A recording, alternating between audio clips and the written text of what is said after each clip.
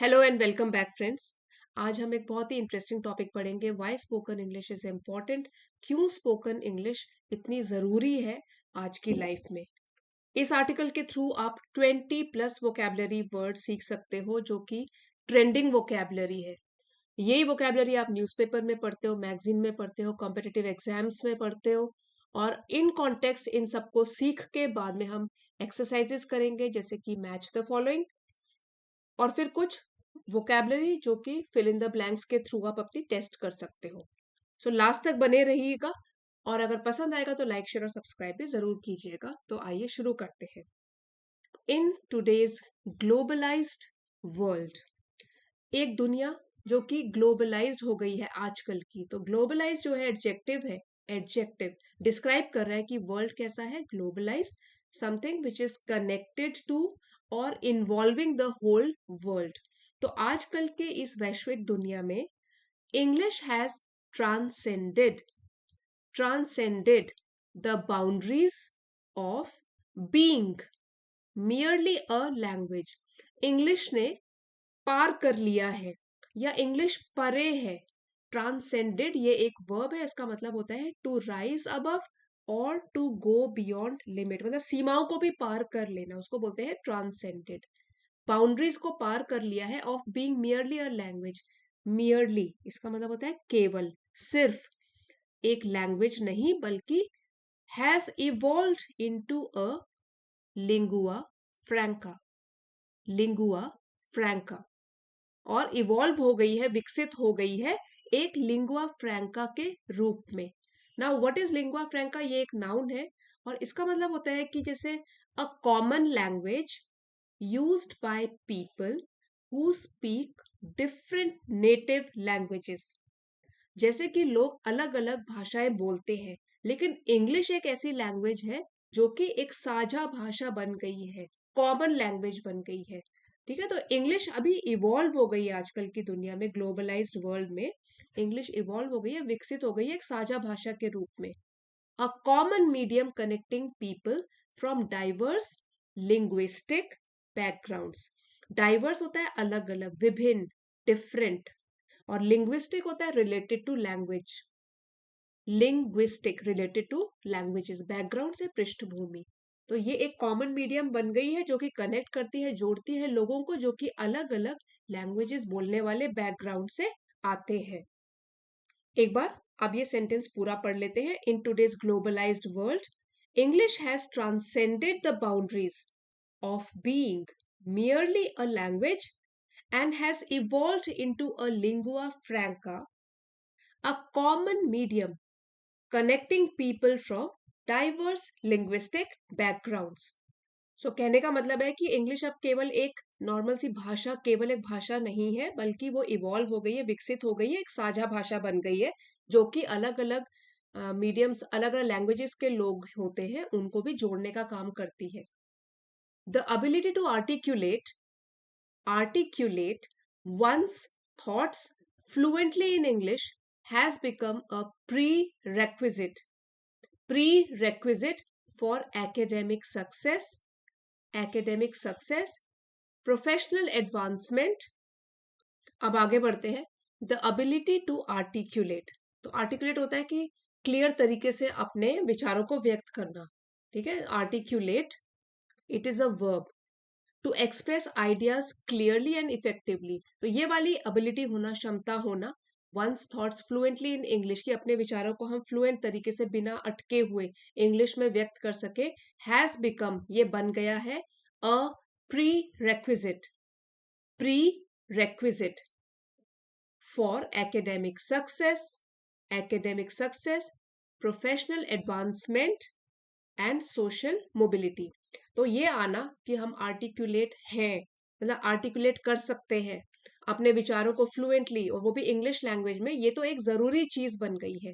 तो pre requisite एक noun है, इसका मतलब होता है कि जो पहले से ही एक शर्त होती है कि ये आपको पूरा करना है दूसरी चीज करने से पहले। Something required before something else can happen, मतलब पहले से ही जो पूर्व निर्धारित एक शर्त है। क्या बन गई है वो? कि फ्लुएंट तरीके से आपको इंग्लिश आनी चाहिए जिसमें आप अपने विचारों को व्यक्त कर सके। ये एक जरूरी चीज बन गई है अगर आपको शिक्षा के क्षेत्र में सफलता चाहिए, एकेडमिक सक्सेस, प्रोफेशनल एडवांसमेंट, जहां आप नौकरी कर रहे हो वहां पे तरक्की चाहिए, और सोशल मोबिलिटी। तो मोबिलिटी का मतलब होता है मूवमेंट, और यहाँ पे इसका मीनिंग हो गया कि जैसे ये वाला वर्ड आपने सुना होगा, हेरार्की। तो हेरार्की का क्या मतलब होता है? छोटा लेवल, उससे बड़ा, उससे बड़ा, उससे बड़ा, मतलब कि लो लेवल से आगे आगे जो लेयर्स होती हैं, ठीक है, जो अलग अलग लेवल्स होते हैं उसको बोलते हैं हेरार्की। तो सोशल मोबिलिटी मतलब अगर आपको चाहिए अपना स्टेटस चेंज करना है, तो चेंजिंग सोशल स्टेटस और सोशल क्लास। तो अगर आपको बढ़ोतरी चाहिए मतलब अपने स्टेटस में, जहां हो उससे और आगे बढ़ना है और ऊपर चढ़ना है, तो उसके लिए इंग्लिश में फ्लुएंट होना ये भी जरूरी बन गया है आजकल। और यहाँ पे 3 क्षेत्रों की बात करी गई है: एकेडमिक सक्सेस शिक्षा के क्षेत्र में, प्रोफेशनल नौकरी के क्षेत्र में, सोशल मोबिलिटी सोसाइटी में जहां रहते हो, स्टेटस चेंज करने में भी इंग्लिश क्या बन गया है? अगर हम फ्लुएंट तरीके से इंग्लिश में अपने थॉट्स को व्यक्त करते हैं तो ये एक प्री रेक्विजिट बन गया है।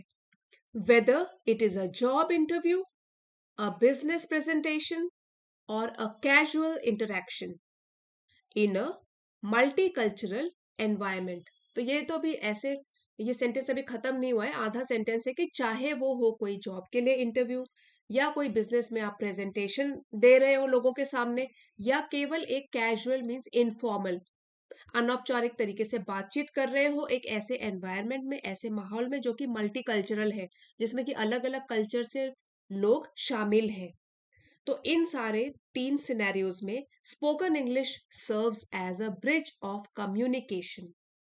तो ब्रिज तो होता है एक पुल, पुल जो कि चीजों को जोड़ता है, और यहाँ पे कम्युनिकेशन की बात करिए कि संचार का एक पुल बन गया है। अगर आपको अपनी बात बोलनी है इंग्लिश में बोलोगे तो अलग अलग कल्चर के लोग भी उसको समझ जाएंगे। दैट एनहेंसेस, एनहेंसेस मतलब बढ़ाता है, बढ़ोतरी करता है, one's confidence and credibility. Confidence मतलब आपका एक तो है आत्मविश्वास बढ़ाता है, और क्रेडिबिलिटी एक नाउन है, इसका मतलब है कि the quality of being trusted and believe, मतलब लोग आपके ऊपर विश्वास भी कर लेते हैं फिर। तो ये एक जरूरी चीज बन गया है। अब एक बार फिर से क्विकली इसको पढ़ेंगे। Weather it is a job interview, a business presentation, or a casual interaction in a multicultural environment. Spoken English serves as a bridge of communication that enhances one's confidence and credibility. यहाँ पे spoken English हमारा subject है, singular subject है, और उसी तरीके से फिर जो वर्ब्स है वो भी सिंगुलर फॉर्म में यूज किए गए हैं। Spoken English serves, spoken English enhances, ये भी आपको साथ साथ ध्यान रखना है। दोज हु possess, possess मतलब अधिकार में है, जो अपने पास रखते हैं। eloquence, eloquence it means वाक्पटुता, means somebody who is fluent, जो कि इजी तरीके से, स्पष्ट तरीके से अपने भाषा को बोल सकता है, उसको बोलते हैं eloquence। इन स्पीच मतलब बोलने में। ऑफन लीव, अक्सर ही वो छोड़ जाता है। अ लास्टिंग इम्प्रेशन, इंप्रेशन होता है अपना प्रभाव, और लास्टिंग हो गया जो देर तक ठहरता है। एडजेक्टिव है ये जो इंप्रेशन को डिस्क्राइब कर रहा है कि कैसा इंप्रेशन, जो कि छोड़ देगा, देर तक ठहरने वाला। So those who possess eloquence in speech often leave a lasting impression, while those who struggle with verbal expression, जबकि जो लोग स्ट्रगल करते हैं, संघर्ष करते हैं, उनको कठिनाई होती है, मुश्किल होती है वर्बल एक्सप्रेशन। वर्बल हो गया बोलने के तरीके से अपने थॉट्स को व्यक्त करने में उनको स्ट्रगल करना पड़ता है, और देर लगती है, कठिनाई होती है। May find themselves at a disadvantage, मतलब हो सकता है वो अपने आप को किसी मुसीबत में पाए। एट अ डिसएडवांटेज हो गया कि कोई डिफिकल्ट सिचुएशन में वो अपने आप को पाए। और despite having adequate knowledge or skills, despite means के बावजूद, इसके बावजूद भी, किस चीज के बावजूद?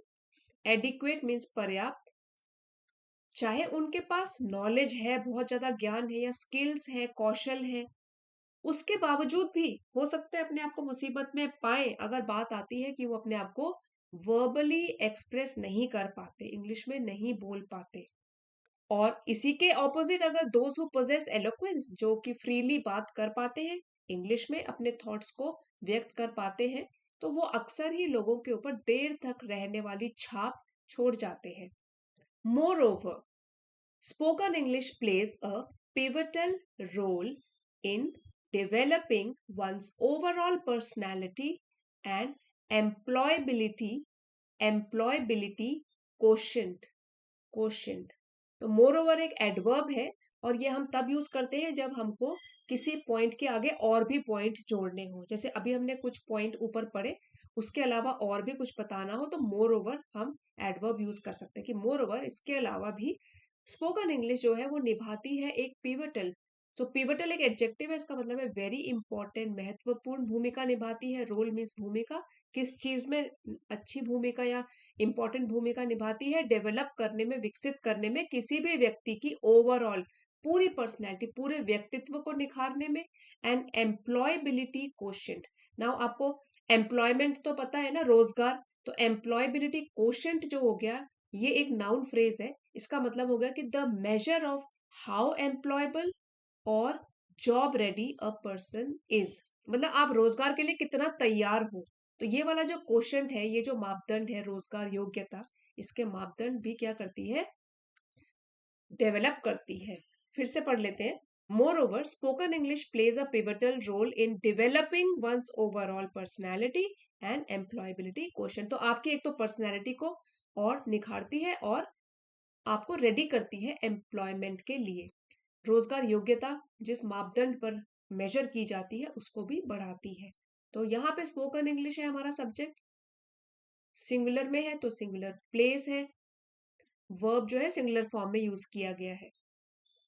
It not only sharpens communication, अब यहाँ पे प्रोनाउन यूज किया गया है स्पोकन इंग्लिश के लिए कि स्पोकन इंग्लिश न केवल शार्पन, तेज करती है कम्युनिकेशन स्किल्स को, बोलने की क्षमता को, but also refines one's ability to persuade, persuade, negotiate, negotiate and collaborate effectively in the professional world।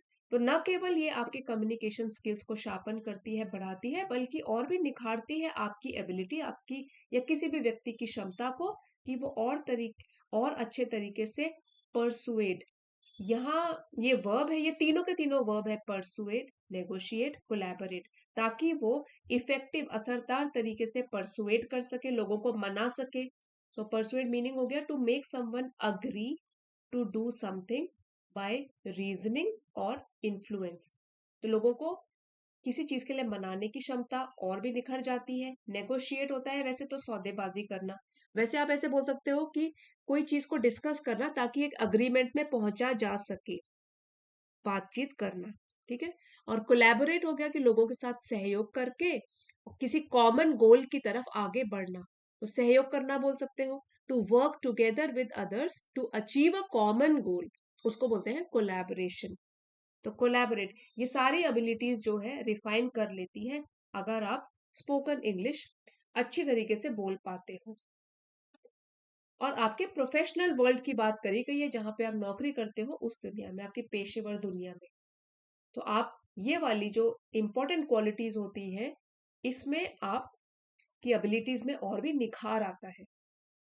In a competitive era, competitive मतलब प्रतिस्पर्धा से भरा हुआ, कंपटीशन से भरा हुआ, एरा मीन्स युग, where first impressions matter immensely, जहां पे जो पहले प्रभाव है वो बहुत मायने रखते हैं। इमेंसली हो गया वेरी मच, बहुत ज्यादा मायने रखते हैं, मैटर करते हैं, ठीक है। जैसे कि जॉब देने के लिए भी, जॉब इंटरव्यू देने के लिए जाते हो तो भी तो फर्स्ट इंप्रेशन जो आपका पड़ता है, किस तरीके से आप बोलते हो, अपने विचारों को दूसरों के सामने प्रकट कर रहे हो, तो ऐसा ही एक कंपटीशन से भर गई है दुनिया जहां पे फर्स्ट इंप्रेशन मैटर इमेंसली, काफी ज्यादा गहरी छाप छोड़ते हैं। Fluency in English often becomes the yardstick by which competence competence and intelligence are measured. यहाँ पे देखिए कॉम्पिटेंस एंड इंटेलिजेंस ये प्लूरल में है, इसलिए यहाँ पे आर का यूज किया गया है।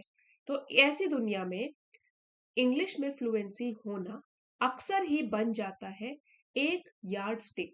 इसका मतलब होता है मापदंड या कोई चीज को नापने का तरीका, एक standard, a standard used for judging और कंपेयरिंग समथिंग। तो एक तरीके से मापदंड बन जाता है कि हम लोगों की कॉम्पिटेंस मतलब कितनी एबिलिटी है उसमें, कितनी क्षमता है, उसको जज कर सके, या इंटेलिजेंस कितना बुद्धिमान है वो, ये चीजों को माप सके। कहने का मतलब है जितने भी आपके पास स्किल्स हैं, सर्टिफिकेट्स हैं, क्वालिफिकेशंस हैं, अगर फ्लुएंसी इन इंग्लिश भी है तो उसमें चार चांद लगा देती है, क्योंकि ये जो है एक यार्डस्टिक बन जाता है आपकी एबिलिटी को जज करने के लिए और आपकी इंटेलिजेंस को जज करने के लिए। हेंस इसीलिए mastering spoken English is not a luxury, इसको प्रोनाउंस करेंगे लग्जरी। तो मास्टर महारत हासिल करना स्पोकन इंग्लिश में, तो अब ये एक लग्जरी नहीं रहा है, एक विलासिता की चीज नहीं रही गई है कि जो कि हम लग्जरी के लिए ऐसे बोलते हैं कि जो रिक्वायर नहीं है, ठीक है, क्योंकि वो लग्जरी है। Something that you don't really need, क्योंकि वो एक्सपेंसिव है, एंजॉयबल है, विलासिता से भरी है। लेकिन यहाँ पे बोला गया है कि अब स्पोकन इंग्लिश ये लग्जरी नहीं रहा है, एक नेसेसिटी बन गया है। नेसेसिटी क्या होता है? जो इम्पोर्टेंट है, आवश्यक है, समथिंग दैट इज एसेंशियल और वेरी इंपॉर्टेंट, अब ये बहुत ही इंपॉर्टेंट चीज बन गया है। अब ऐसा नहीं है कि लग्जरी है कि जो रिक्वायर्ड नहीं है, आजकल की दुनिया में बन गया है एक necessity. A key that opens doors to global opportunities and cross cultural understanding। एक ऐसी चाबी है ये जो कि खोल देती है दरवाजे। अ की सिंगुलर में है तो ओपन्स सिंगुलर फॉर्म में यूज किया गया, एक ऐसी चाबी बन गया है जो कि खोल देती है हमारे लिए चांसेस, मौके, अवसर, वो भी ग्लोबल, पूरी दुनिया में, क्रॉस कल्चरल अंडरस्टैंडिंग और फिर समझने के अलग अलग कल्चर्स के लोगों को। तो क्रॉस कल्चरल इसका मतलब होता है इन्वॉल्विंग और रिलेटिंग टू डिफरेंट कल्चर्स, अलग अलग कल्चर्स के लोगों को या उनके कल्चर को समझने का ये एक की है या एक चाबी है जो कि ये सब दरवाजे खोल देती है। एक तो दरवाजे खोलती है ग्लोबल अपॉर्चुनिटीज, चांसेस ज्यादा है, जो भी पॉसिबिलिटीज है अपने नेशन के अलावा बाहर भी पूरे विश्व में, तो उसमें अपॉर्चुनिटीज मिलने के और चांसेस खोल देती है। क्रॉस कल्चरल अंडरस्टैंडिंग, अलग अलग कल्चर्स की जो अंडरस्टैंडिंग है, समझ है, उसके भी दरवाजे खोल देती है। एज द सेइंग गोज, और जैसे कि ये कहावत भी एक कही गई है, सेइंग मीन्स कहावत, to speak well is to live well, मतलब अगर आप अच्छा बोल पाते हो तो आप अच्छी तरीके से जी पाते हो। तो अगर आप लैंग्वेज को काफी ध्यान से यूज करना सीख जाते हो तो इससे you will be able to lead a better and more successful life, तो आपकी लाइफ में और भी सक्सेस आपको मिल सकता है। इसलिए अच्छा बोलना सीखिए, अपनी लाइफ को और भी बेहतर बनाइए। And in the modern world to speak English well is to thrive with confidence and grace. और आजकल की आधुनिक दुनिया में इंग्लिश बोलना अच्छे तरीके से, वेल मीन्स अच्छे तरीके से बोलना, इसका मतलब है थ्राइव करना। सो थ्राइव जो है ये एक वर्ब है, इसका मतलब है फलना फूलना, टू ग्रो, टू डेवलप, विकसित होना, ठीक है, फलना फूलना, to grow, to develop, to be successful with confidence and grace. Confidence होता है आत्मविश्वास, ग्रेस है एलिगेंस के साथ, इसको पोलाइटनेस भी बोल सकते हैं। तो अगर आप कॉन्फिडेंस और ग्रेस के साथ जीना चाहते हो तो ये इंग्लिश में बोलना आपको शुरू करना होगा। That is why English is very important, और आजकल के मॉडर्न युग में तो ये एक नेसेसिटी बन गया है। सो अभी जाइएगा नहीं फ्रेंड्स, इसका पीडीएफ आपको चैनल की एलिट मेंबरशिप को ज्वाइन करके मिल जाएगा। अगर आप चाहते हो लेवल 2 की मेंबरशिप को ज्वाइन कर सकते हो। अभी बढ़ते हैं अपनी वोकैबुलरी की तरफ, और आप इसका स्क्रीनशॉट खींच सकते हो, 5 words at a time I will show, और आप इसको कभी भी रिवाइज कर सकते हो। नाउ 6 to 10, और ये वाले हैं 11 to 15। तो 20 वर्ड्स तो हमने सीखे ही हैं, साथ साथ कुछ दूसरी वोकैबुलरी भी थी जो मैंने साथ में ही उसके मीनिंग्स लिखे थे, और ये है 16 to 20। और अब हम बढ़ते हैं अपने टेस्ट की तरफ जो कि है मैच द फॉलोइंग। ये आप एक बार स्क्रीन को पॉज कर लीजिए और मैच द फॉलोइंग एक्सरसाइज कीजिए, then I will share the answers with you. तो यहाँ पे मैंने 7 वर्ड्स लिए हैं आज, इसमें आपका रिवीजन भी हो जाएगा। ये वाले वर्ड्स है globalise, articulate, prerequisite, eloquence, persuade, negotiate, yardstick. यहाँ इनके जम्बल्ड फॉर्म में आंसर्स लिखे हैं, आप अपने मैच द फॉलोइंग एक्सरसाइज कीजिए, then I will share the answers. तो ये है इसके आंसर्स, आप टैली कर सकते हो। 1 to 5 ये है, एंड 6 and 7 ये है। नेक्स्ट है फिल इन द ब्लैंक्स। इसमें आपके लिए मैंने 5 वर्ड सिलेक्ट किए हैं। Prerequisite, globalise, negotiate, articulate, eloquence. ये वाले वर्ड्स को आपने in fill in the blanks में करेक्ट स्पेस में भरना है। आप फिर से वीडियो पॉज कीजिए और ये ट्राई कीजिए सॉल्व करना, फिर मैं आपके साथ आंसर्स भी शेयर कर दूंगी। और इसका पीडीएफ चाहिए तो आप चैनल की एलिट मेंबरशिप को ज्वाइन कर सकते हो। And these are the answers. ये है 1 to 4 के answer, and this is the answer for 5th।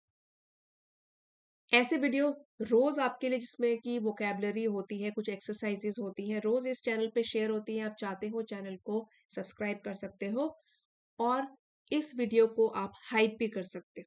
So hype जो एक फीचर है, उससे आप पिछले 7 दिन के वीडियोस को हाइप कर सकते हो। So if you have like this video, please don't forget to like, share and subscribe. Thank you for watching friends. Comments लिख के भी जरूर बताइए कैसा लगा आज का video, and see you next time.